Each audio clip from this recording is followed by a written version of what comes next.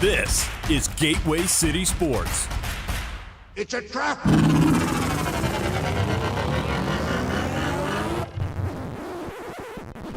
Oh, I'm sorry. Did I break your concentration?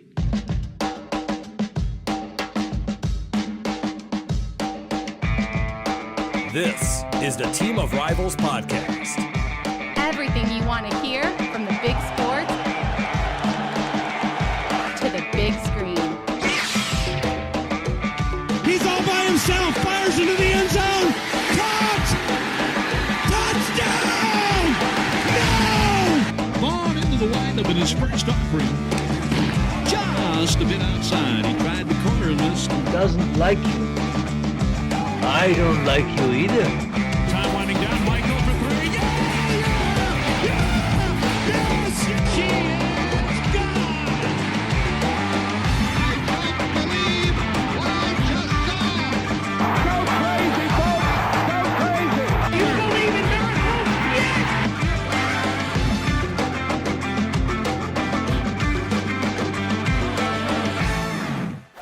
You may fire when ready. What?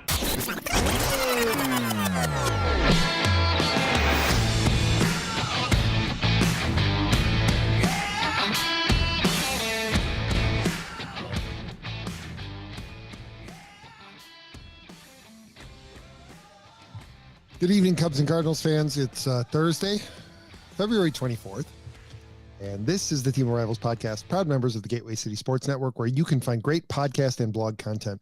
You can follow us online at teamofrivalspodcast.com. We're on Instagram, Facebook, and Rumble at Team of Rivals Podcast, and we're on Twitter and Getter at Team of Rivals Pod. For those of you watching us live, hit the like and subscribe buttons, and be sure to ring that bell on YouTube and Rumble so that you receive notifications anytime we post new content. Joining me for tonight's show, co-founder of Team of Rivals and formerly number 104 in the 2021 edition of the Top Cards on Twitter, but no longer on Twitter anymore. A man of his word, Ron Nuttall, and permanent occasional guest host, Elliot Dewey. Guys, I'm going to jump right into it. The Rams won the Super Bowl. There is a legitimate all-out, what the fuck are you doing war going on the other side of the planet. And baseball, the one thing that we rely on to be a bright spot in our annual existence, can't get its act together. Fellas, why can't we have nice things? Why are we here? Well, you mean in general, existentially, or why do we continue to do this podcast? I mean, I faced that small, no consequence of a crisis last week of why even do this anymore. I'm so disgusted with the state of the sport, the tone deafness, the hubris, which baseball thinks it's always going to be, it's too big to fail. This whole attitude that I just sense from not just players, but owners to the league, to Manfred. I don't know. And yeah, you're right, Pete. The one thing that you said is this is the one thing that we've historically been able to rely on, right? We went 3 years in a row. Yeah.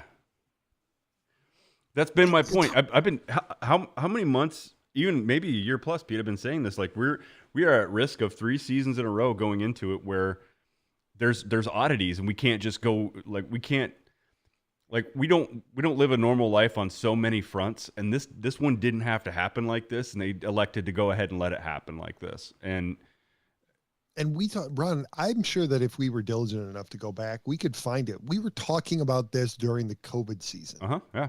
We were saying this is not good. I hope that they take advantage of this opportunity to get ahead of the curve. And here we are. Yeah.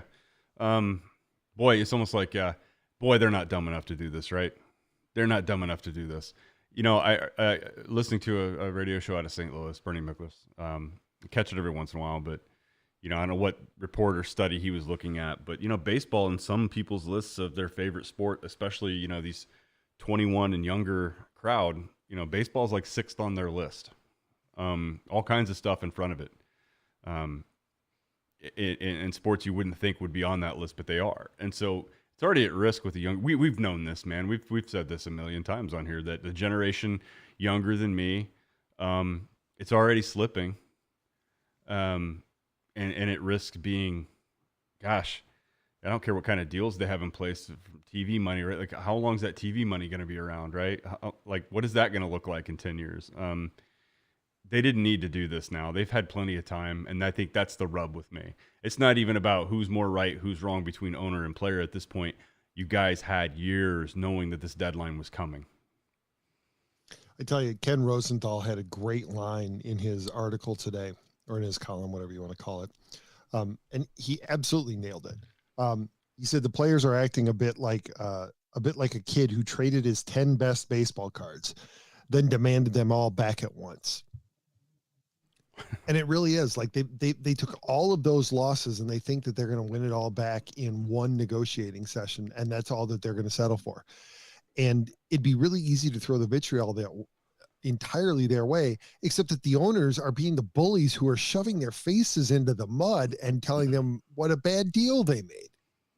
And it's like neither side is covering themselves in glory. And the one thing that they're forgetting about are the fans, the people who are going to pay for this. And you're absolutely right, Ron. How much longer do they think that we're going to put up with this before we finally just say, you know what? I got better things to do.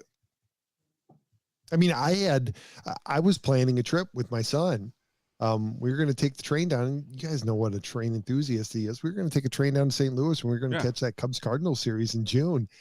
And I was going to take advantage of it because Amtrak was running a sale, and I was going to be able to get his ticket for free. And I didn't buy the tickets, and thank God I didn't, because chances are that series isn't going to happen, or at least it's not going to happen on that date. They're going to have to redo the entire calendar because they've said that Monday is the drop dead date. And if they don't have an agreement by Monday, they're canceling games. Yeah. And it's like, it's probably, you know, one day delay equals, you know, each day a game comes off the schedule is what it sounds like, right? Yep. And they said canceling, not rescheduling. They're not going to pay for games. Does Elliott look like a Christmas tree to you? He looks like a Christmas tree on the broadcast. He looks fine in the preview. I don't get it either. But, okay. So we'll wait until that sorts itself out, I guess. But, yeah, you know, and it's funny that the lines that baseball's drawing, right? They had to do this lockout on December 2nd once the bargaining agreement. And it's not like it needed to happen that way, Pete. We all know that. But they went ahead and did it to make a statement, put their foot down, and say we mean business, and we're going to make some you know, stone cold hard business decisions, and feelings are going to be left out of it, and we're going to do this stuff for a reason, for effect. So far, it doesn't feel like any of it's worked. And now is reportedly, the reason that they locked them out, I found this out today, the reason they locked them out is so that they could prevent the players from striking down the road. Yeah. Yeah, it would effectively take the players making a statement like a strike off the table. Right. Who cares? How is that a win? I'm not sure. How is that a win? I'm really, really not sure. I don't know. You know, these guys have benefited from not having to be transparent with their books for such a long time that, you know, baseball risks losing so much more than just a few fans over this. Yep. You know, they're flirting eventually with getting this antitrust exemption just taken away from them, and you're going to have to start being transparent with things, and so publicly. So I don't know. I know just enough about that side to sound dangerous, but also be proven an idiot by somebody who actually knows that a lot better than I do. So I'm going to stop right there. But it's just really, really frustrating for everybody. And what you don't hear, Pete, I agree with something you said earlier, and that was, you know, where is this fans first attitude, right? When can that ever be brought up? When can the genuine care and concern for the fans, for the people that work in that stadium that aren't players, that aren't staff, that aren't official club, like the businesses, and when do we hear Manfred or anybody else, players, coaches, staff, executives, when do they start talking about those people? And not using it for effect, but out of a genuine care for those people and genuine care for the fans. Because all they play it right now is, you know, hey, one side doesn't care more than we care. You know, like they don't care more than us, and that's what each side will play off of, but they don't really mean it. I don't think the baseball players, most of them, really don't give a fuck what's going on with the economics that doesn't involve themselves. And owners are certainly that way, and especially the short-sighted ones. Owners that have a vested interest in a business around the ballpark are probably feeling a little bit more pressure. And I'll throw DeWitt in there too, even though it's funny that they had these latest round of negotiations have been in Jupiter, Florida, which is, the Marlins and Cardinals winter home, or let's say spring training home. So, I think that those that have a grander plan around their ballpark and their brand are probably feeling it maybe a little bit more. I could be wrong, but it just. Well, and to your point of short-sighted, and this is where the number 8 comes in that I had mentioned to you guys and that had you guys so confused. Oh, good. Yeah. I read in an article earlier this week, and I think it was on ESPN, that in order to get a CBA passed by the owners, they have to have, there are 32 owners, they have to have 24. I think it's 20. No. There are 30 owners. They have to have 30 votes to approve a CBA. Mm-hmm. Which means that this whole thing can and apparently is being held up by 8 owners. I bet we know who they are. Because one of the things that they can't come to agreement on, and the one thing that they can't whip the votes on the owner's side of things, is on service time and on arbitration. How long before you get to arbitration, and how long before you get to free agency? And they can't get 8 owners to agree. And so this is not a two-way negotiation. There are 3 parties that cannot come to an agreement, and there are 8 owners. And I actually sat there today when I had a break, and I kind of went through, I figured out the list. Yeah, let's hear it. In market size. Yep. And I was speculating, and I actually wanted to bring it up with you guys because I want to figure out, maybe we can, this is tonight's project. Let's figure out who the 8 dicks are among the Major League Baseball owners who are screwing us out of baseball. Well, let's think about this. It's not just, you could look at, estimated size of revenue, attendance, hey, look, who are the bottom 8? I don't think it's just whoever's at the bottom end. Because here are the bottom 8. And I think that you can make an argument that it's pretty clear that some of them are not included. Yep. So bottom 8 are Kansas City. This is in reverse order. Yep. Kansas City, Oakland, Tampa Bay, Milwaukee, San Diego, Cincinnati, Baltimore, and Seattle. I think it's pretty clear from the way that they operate that Seattle is not, I don't think that they're one of the obstacles. Clearly San Diego isn't an obstacle. They're spending like drunken sailors recently. So I don't see them being a problem. Kansas City, Oakland, yeah. Tampa Bay, maybe. Milwaukee, I don't know. Maybe. Cincinnati, clearly. Pittsburgh, obviously. They're just outside of the top 8, but obviously. Baltimore, obviously they're in the way because they're barely trying. And then the one that I threw in there because I kind of figured that, he's a dick and he's a cheapskate and it doesn't matter that he's in a larger market, but I figured that Jerry Reinsdorf has to be one of the 8. Well, I don't know. We probably won't have many disagreements on this list, right? But definitely agree on some of those bottom ones. Like San Diego is definitely not.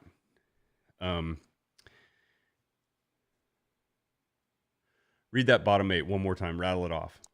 So the bottom 8, Kansas City, Oakland, Tampa Bay, Milwaukee, San Diego, Cincinnati, Baltimore, and Seattle.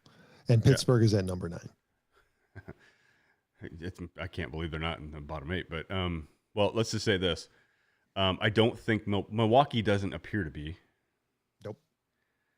Cincinnati, San Diego clearly is. Cincinnati could be pivoting to that, but I feel like they really haven't been that guilty. They've went on a little bit of a spree here every now and then, but Kansas City, probably out of necessity. Oakland, clearly. Oakland, absolutely. They are the pioneers. Baltimore is they're not even trying. I'll just blame them for everything. Hashtag league contraction.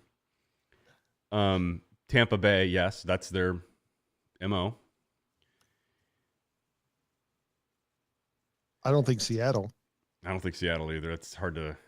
I don't think Jerry Dipoto would have gone to Seattle if he had been told that he was going to be operating within anything like limited budget. Do you think? Now let's take some. Okay, so who did we nix off of that list? I know San Diego, Milwaukee, San Diego, and Seattle, and maybe Cincinnati.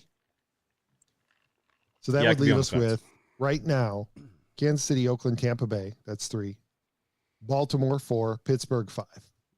Oh, absolutely. Next up, the next, and that's with us unsure about Cincinnati. Okay, so let's assume no on Cincinnati. The next three after Pittsburgh are Cleveland, Colorado, and St. Louis. Obviously, St. Louis is not standing in the way on this. I don't think so either. Well, Bill DeWitt is too good of a friend with Rob Manfred Yeah. to not give Rob Manfred what he wants. Well, and also Pete, a point I mentioned earlier. He's got a big vested interest in the industry Correct. around the ballpark. He does not want to keep that out of business, right? The second thing is they've never been guilty of any type of service time manipulation. They have brought people up when they didn't have to, and so I agree. I definitely rule them out. Who else did you say? Cleveland, Colorado. Well, Colorado is just stupid. Right. I- Which means that they might actually vote against their own interests. So it would be hard to throw them in with part of the It 8 would. men out. It would. Now look, I want to bring up two. One of them happens to be yours, and here's why I'm asking. It's because they've employed the tactics before of tanking and of service time, right? I'm not saying they were guilty of everything because they played by the rules, but they did it in such a way that's what the union's trying to prevent going forward, right? So, what about Houston? Could be Houston, although they're pretty up there. I mean, between St. Louis and them, you got Minnesota, Arizona, Miami. Shockingly enough, we know it's not the Cubs because rumor is that Ricketts is saying just give the players what they want. And Ricketts has the same investment in the neighborhood, in the area that DeWitt does. Yeah, good point. They have put all those renovations and put all that money into the marquee And network. they own all those buildings.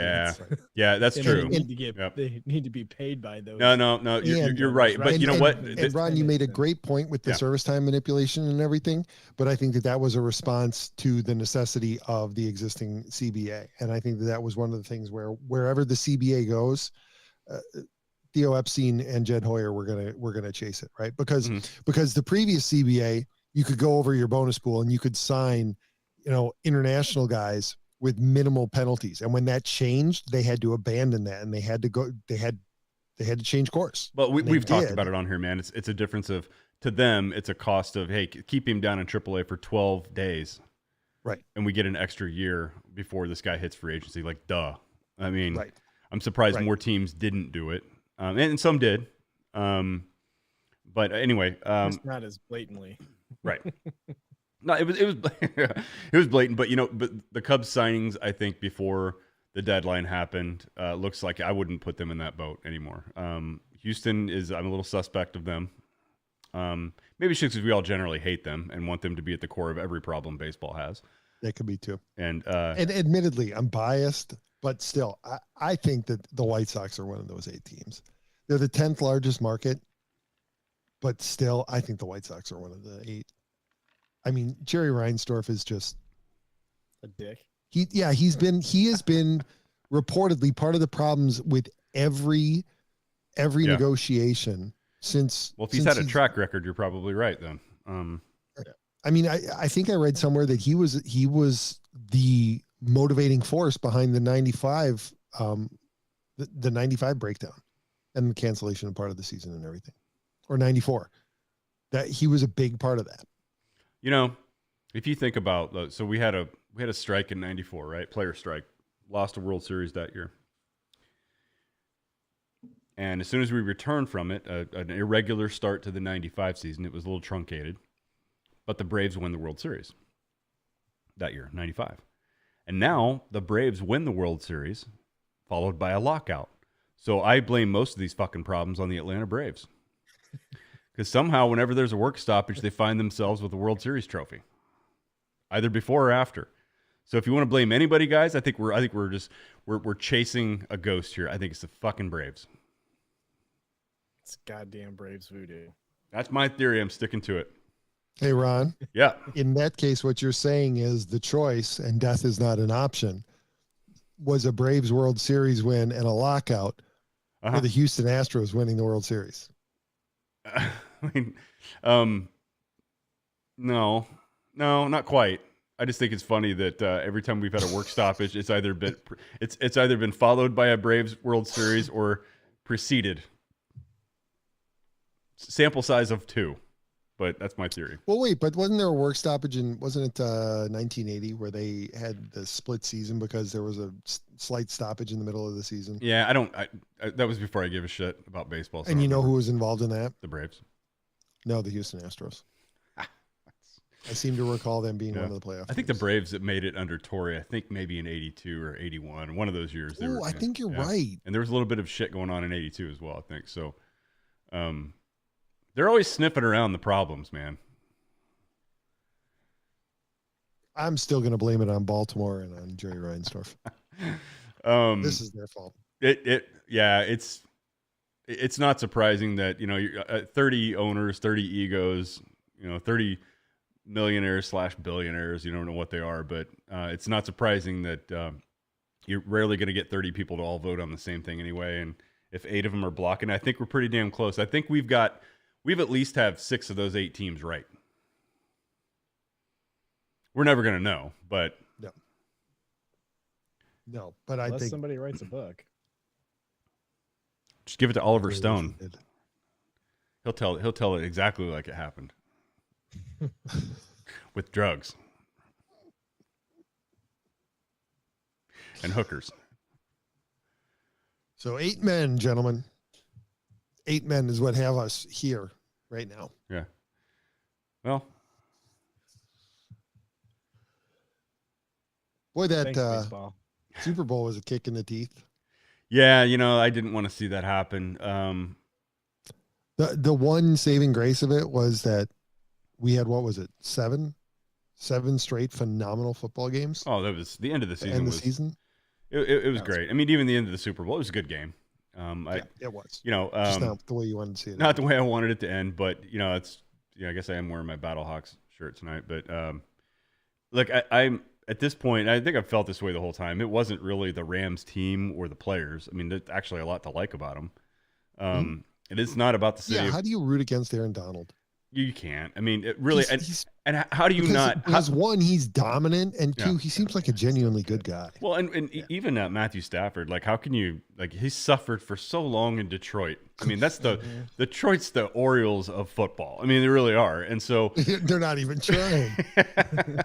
He went up there and suffered for so long that it's kind of hard to root against a guy who's getting a chance to actually experience some kind of taste of not just playoffs, but the holiest game in football. He gets to play in it. So it's the team and then the city, like, nothing against that. It's the owner and it's the chief operating officer, Kevin Demoff. If it wasn't for those 2 guys being a part of that thing, I mean, I could have cared less. But I tell you, watching Stafford win that, and you mentioning it just now, it really makes me feel horrible for Barry Sanders.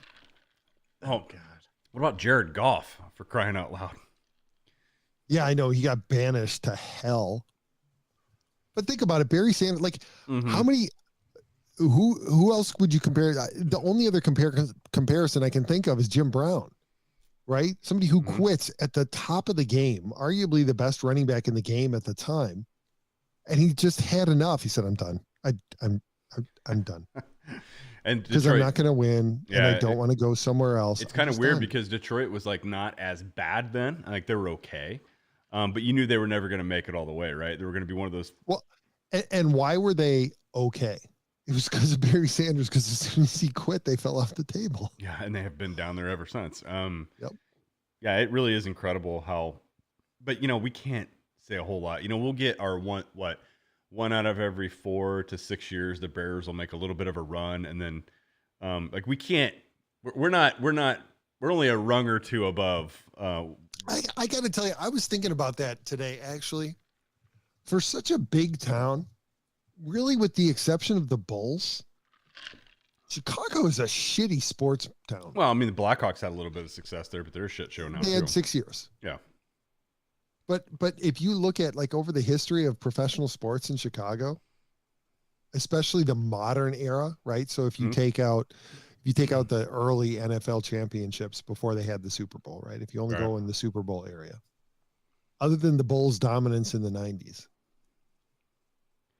it sucks to be a Chicago sports fan, man. You get a championship maybe once a decade, and then you got to suffer again and just watch mediocre teams be put together. Well, so I mean, probably the most I mean, successful. if you go back and look at it, White Sox, what 88 years before between their championships? 2005, right? With Chicago. So baseball's not carrying it.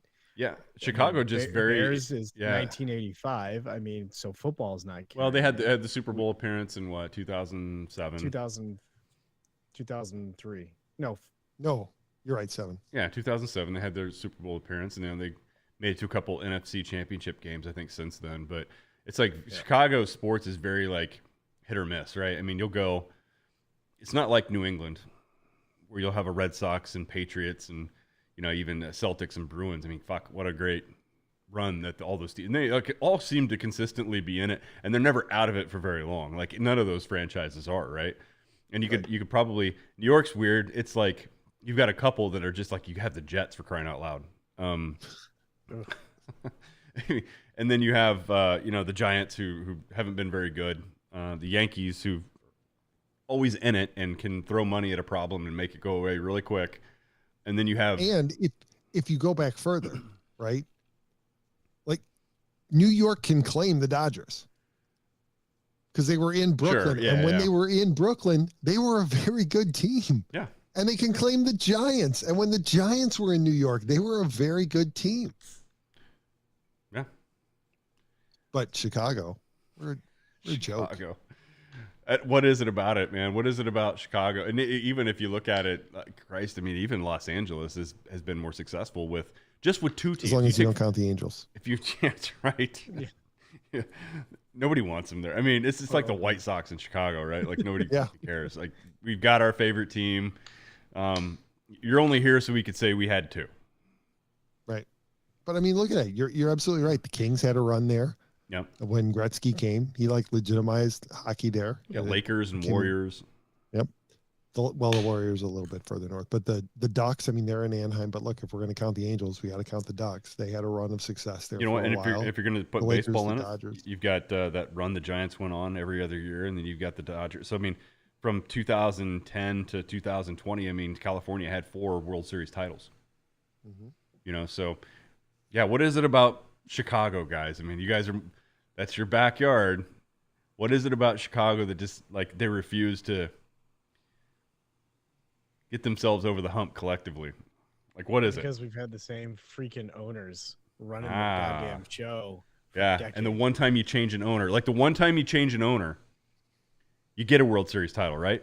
Like that one time you change one over, but no, McCaskey. Like I don't know. This is going to sound awful. I'm going to go. I'm going to go to hell for many reasons. This is just going to add on to it. Like just let him die off, and somehow like some random great grandchild inherits that team that doesn't give a fuck and just sells it off to somebody who actually can do something with it because they clearly have been able to do nothing. Yeah. And not going to argue with you. You're not wrong, right? Ricketts buys the team. The Cubs win the World Series not long after. Old man Wirtz dies, and Rocky takes over. And at least for a while there, the Blackhawks were a completely new organization. Right. Did not operate the same way that they had under Ed. No. His name's Ed. I don't know. It's hard to, as much faith as I want to have in the Bulls right now with the new direction that they're going and the way that things seem to be trending, the Reinsdorf's still on the team. Yeah. And it's hard to trust them. It is because they flirted with being pretty good a few times, in the post Jordan era, and it never lasts very long, man. It's right. Yeah, it's like Jordan won those championships despite all the efforts of the Reinsdorfs. Yeah, to break that thing up, right? And he used to make fun of him so bad too. And that's I don't know of another sport or another story where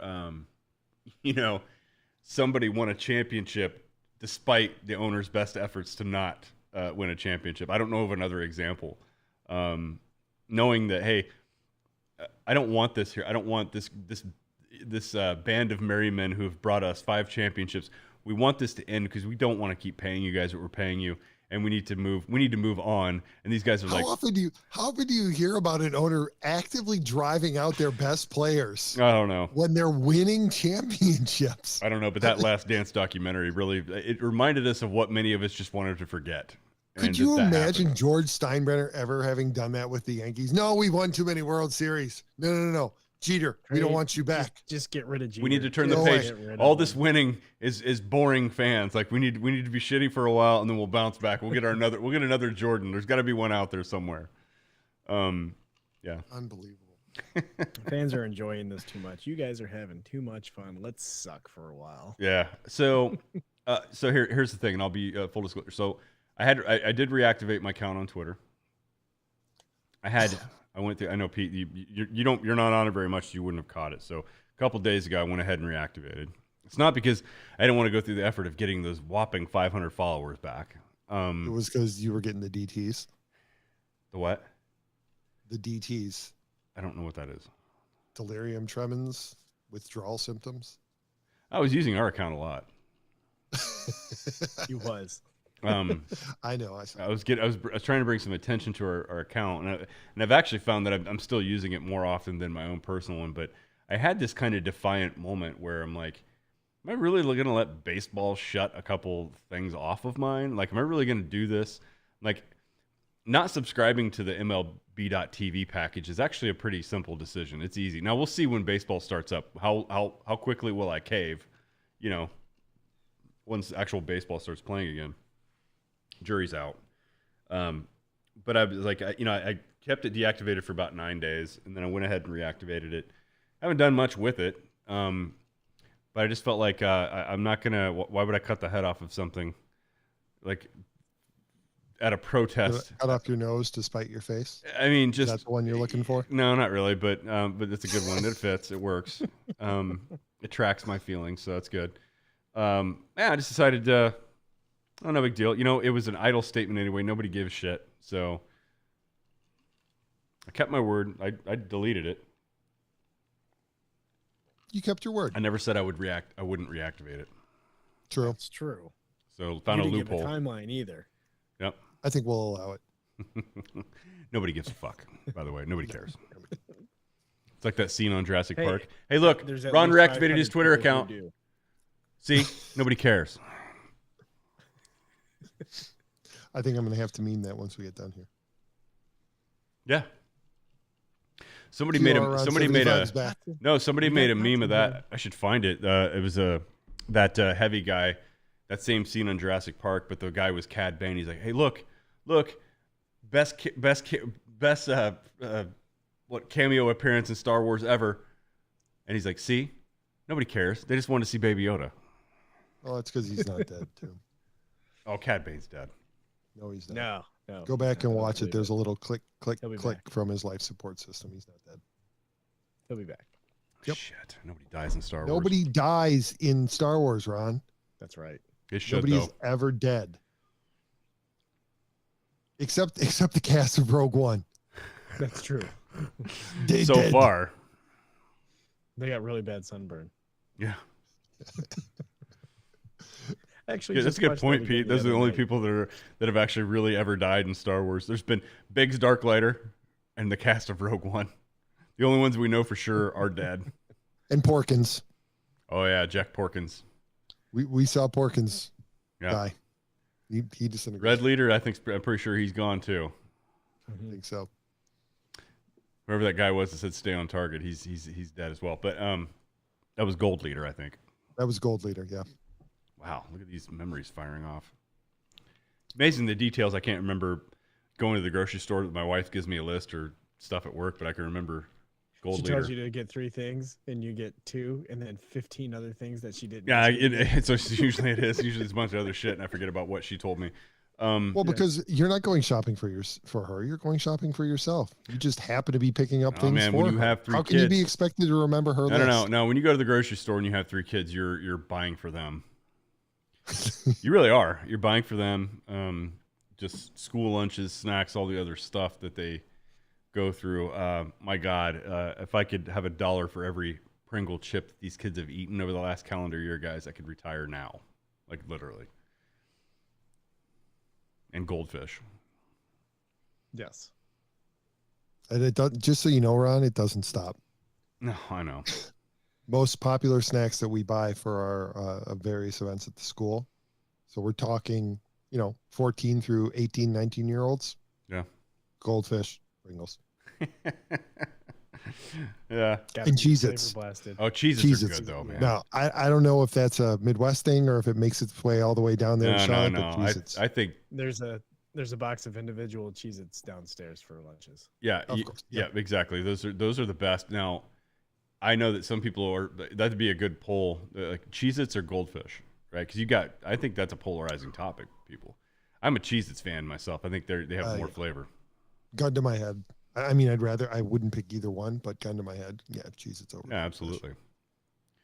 All right. I'm not really sure. This is what my son asked tonight. What the hell are you guys going to talk about? I'm like, I don't know. I mean, it's nothing but it's frustration. And we risk this podcast going on every week and just bitching about what baseball hasn't done yet. And, bring us the entertainment we deserve. But I'm really at a point, Pete, I don't feel like a spoiled fan anymore. I mean, nope. we have funded this, and I'm talking about the fans. We have funded this for over a century. And we haven't asked for a lot in return. We expect that this thing, we understand that these are people playing this sport. They work really hard to get to where they're getting to. Some of them are very privileged with the athletic ability they've been given. Others have no more athletic ability than you or I, but they had the brain to be able to get their body to do what many would have said if there was a baseball combine that they weren't capable of doing. So I'm waiting for the time where the right people at the right levels wake up to what's going on in the sport. And it eventually translate down to the lowest levels of Little League or wherever these kids are taught to play. There's just been something that's been lost in the game. It doesn't play like when you and I were at the top of our fandom in our 20s or early 30s. We were watching, yes, it was steroid fueled baseball, but it was still baseball that was played with strategy. There was pop, but look, it was cool to see somebody rip the cover off a ball and send it out of the park. That was awesome every once in a while. But it can't become like the slam dunk is in the NBA where you just see it all the time. Where I don't need to see every ball hit and it has to travel through a brick wall. Sometimes that little dunker in the outfield in a tight situation is every bit as exciting as some musclehead swinging for the fence that happens to accidentally connect with one. Like, the game has just lost so much. It's just not enjoyable anymore. So it goes beyond the problem of just there happens to be a lockout right now.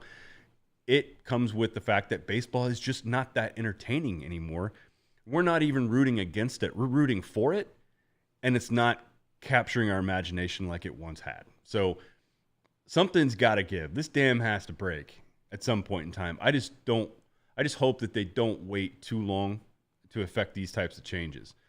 The thing about the shift, I don't give a shit about the shift. It shouldn't be outlawed. If you're dumb enough to line everybody up in right field, the way you beat a shift is the hitters actually have to start beating the shift. And then the shift will go away if players start trying to hit the ball all over the field instead of trying to hit the ball in only 1/3 of the field. Hey, let me ask you this, guys. If you got a left-handed batter up, he only hits from center field to the right field pole ever. Why would you have somebody standing out in left field if this guy never hits a ball out in left field? You wouldn't. No. And it sucks, right? Because now the line drive base hit is caught by a second baseman who happens to be playing in short right field. And it's boring as shit. So I don't blame the defensive strategists for this one. I blame the fucking hitting coaches and the approach that they've taught these kids since they've been young. Well, two contrary points to that. Uh-huh. One, and I think it was Freddie Freeman who said something about it this week. He said, "What the hell does he know?" Yeah, he's not a very good hitter. He said, do you think that if it was that easy that I wouldn't hit the ball to left field? If it was just that easy that at the drop of a hat, I wouldn't. He said, a lot of the reason why guys hit the way that they do is because that's the way they're now, yes, they've been trained to that point, but also it's where their peculiar body mechanics best line up, right? Tony Gwynn's best body mechanics were to spray the ball all over the field. Same is true with Ichiro. To experience the most success, it was to do that. But for a guy like Freddie Freeman, what his body does best and the way that things line up best is for him to pull the ball. So that's one thing. But two, you have defensive rules for all of the other major sports. You can't play zone defense in NBA basketball, in the professional leagues. It's outlawed. You can't do it. There's a modified version of it now, but still, you can't play a zone, right? You can't just have a guy sit in the middle of the lane and just play defense and not guard a particular player. Is there defensive? That's Is there outlawed. defensive? You can't be football? offsides in soccer.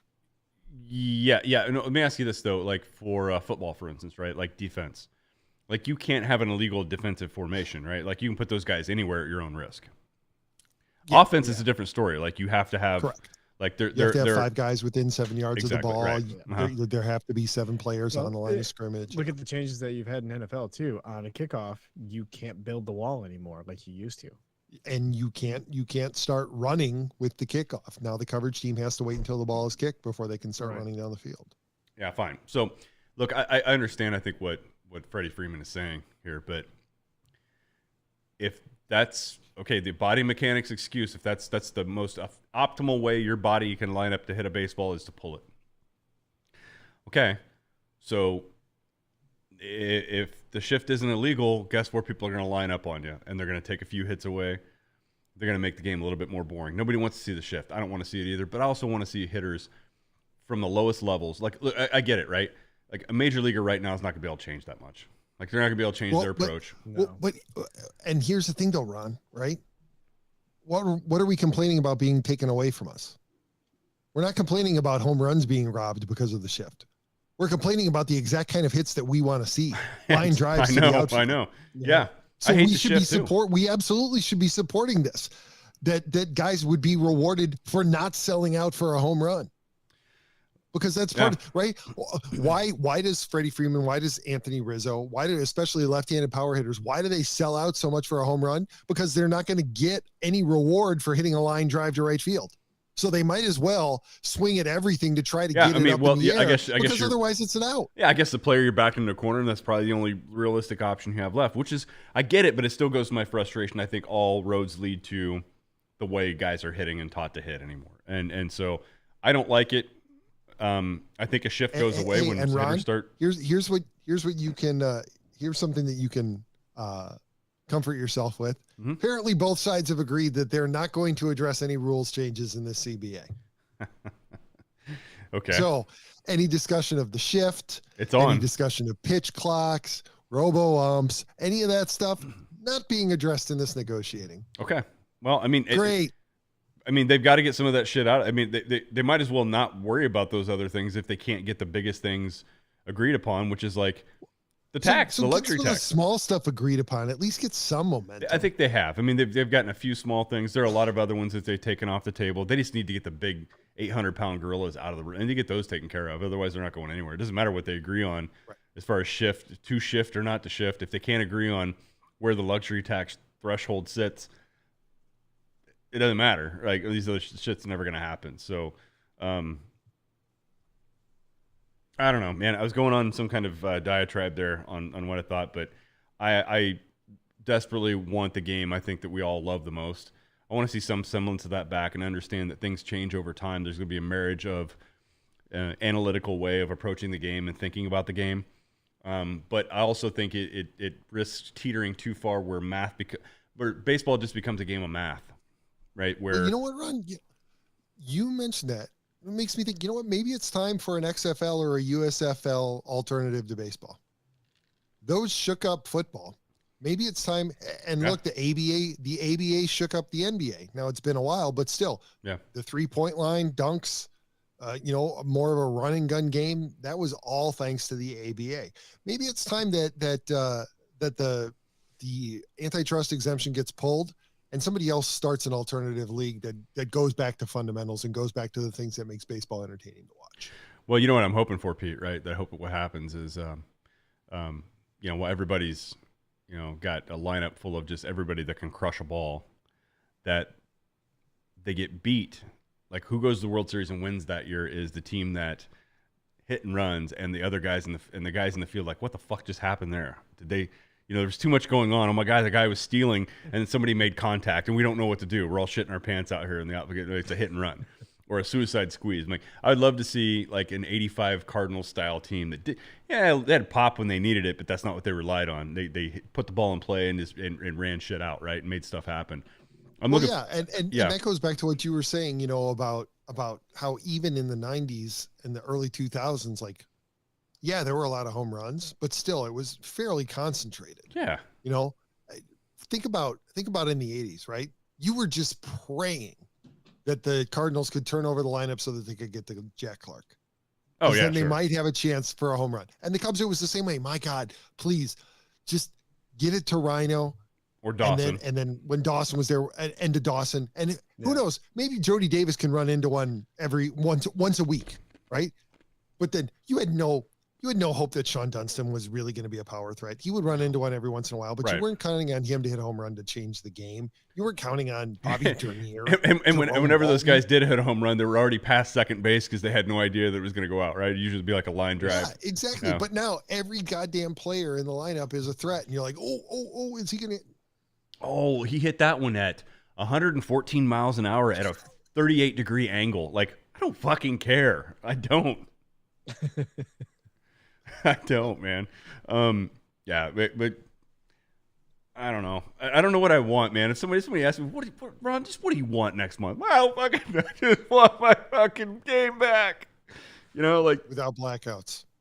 Yeah, no, that would happen, right? I was talking about this with they'll probably return to baseball when they're playing Cincinnati.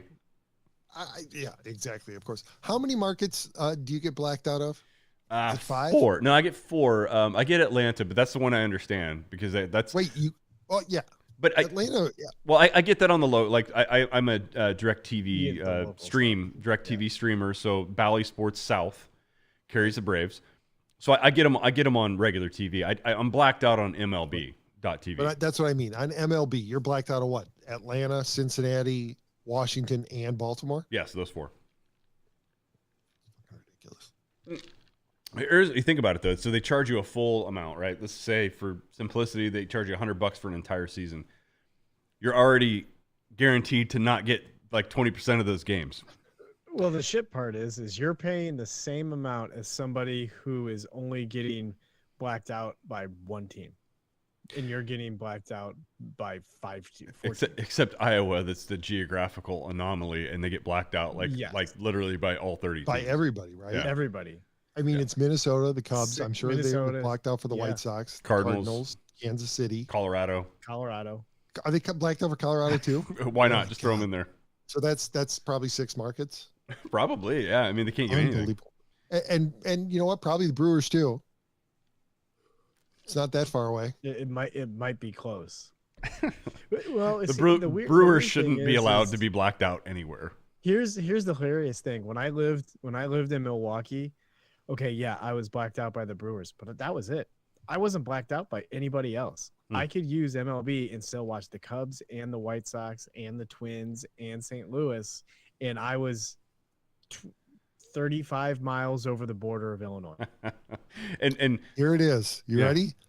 6 Major League Baseball teams blacked out all across Iowa: the Cubs, Cardinals, White Sox, Twins, Royals, and Brewers. So they can't watch the Rockies, which they probably wish they were blacked out of. You're right. Especially the current brand, the current flavor. Good God. Yeah. Ridiculous. I mean, think about that. You're locked out of the NL Central. You can't be an NL Central fan if you live in Iowa, or AL Central. You're losing the Twins and the White Sox.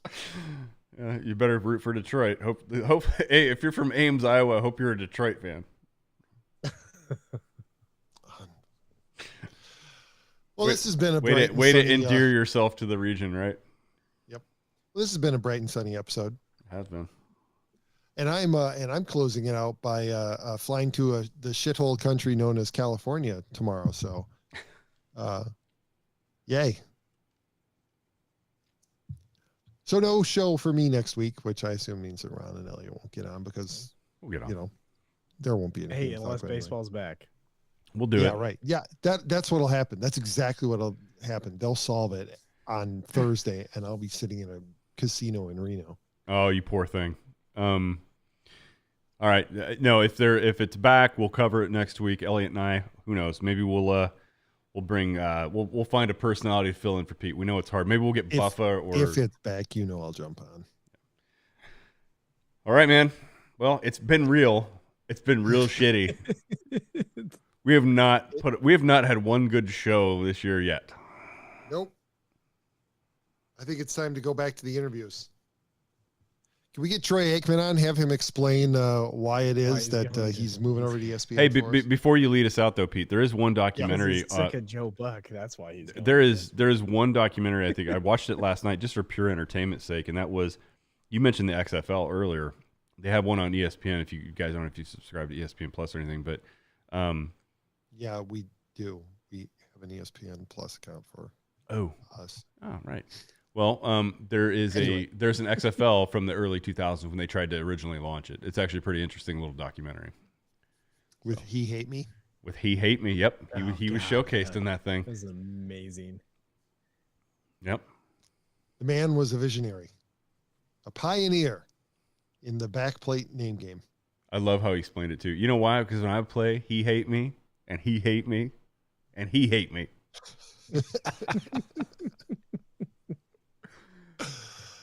If you enjoyed this episode, don't forget to subscribe, although I question your sanity. If you want to help spread the word, please give a 5-star review and tell your friends to subscribe. We're available on Rumble, Facebook, YouTube, Apple Podcasts, Spotify, and wherever else you listen to podcasts. Also, be sure to check out the other Gateway City Sports Network podcasts, time much better spent, including the Derek King Sports Show, 2 for 3 with Moose Michaels, Yacker Jacks, XFL STL, and End the Cards with A-Train Arlington Lane. You can send us an email at the show at teamrivalspodcast.com. You can find Elliot on Twitter at TOR_Elliot. And you can find Ron at. He's still there. Yep, I'm here. TOR_Ron75. Jesus. Thank you, Christ. sir. And with that, we want to give a special shout out to the owners of the Tampa Bay Rays, the Baltimore Orioles, Chicago White Sox, Kansas City Royals, Oakland A's. We're thinking the Pittsburgh Pirates, and then what? I don't know, the Houston Astros, and got to throw the Astros in there. I think pick your favorite team to be number 8, or your least favorite team. So in that case, here on this podcast, we'll blame it on the St. Louis Cardinals and the Braves. Absolutely. All right, Pete. Enjoy your trip next week. Ellie and I will be here to take this ship over, and hopefully we've got some kind of baseball news. Otherwise, we're just ticking off games on the schedule every day we get past Monday of next week. None of us hope for that, or maybe we do. Maybe it'll give us some kind of fodder. Maybe it'll give us finally a reason to change what we do on the show and actually start putting out a good show. If baseball maybe just goes away and it forces us to do something else, I don't know. Guess I'm an optimist. I'm gonna start talking about cricket. Oh man, I don't. Have you tried to watch a cricket game? It'll get so weird. Ugh. All right, love you all so much. Talk to you next week. Bye bye, everyone.